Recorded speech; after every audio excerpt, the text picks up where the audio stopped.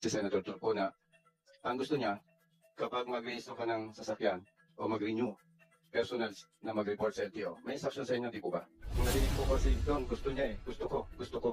So, sa inyo pong palagay, hindi pwede itong implement or ano po ang inyong opinion doon sa instruction niya na gusto niya? Wala pa pong clear plan on that, Mr. Chair.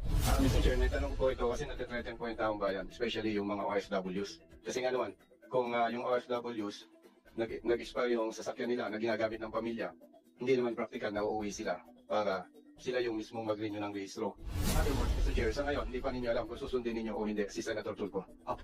Yes, Mr. Chair, because we understand the purpose of the Senator, Mr. Chair, regarding that. Kung i-require ninyo na ang personal, ang owner, registered owner ng sasakyan, ang dapat mag-report sa LTO, kung sakali po, pag-isipan po ninyo kung yung ating Pangulo pupunta sa LTO para mag-register ng kanilang sasakyan. Ganon din po ang mga senador.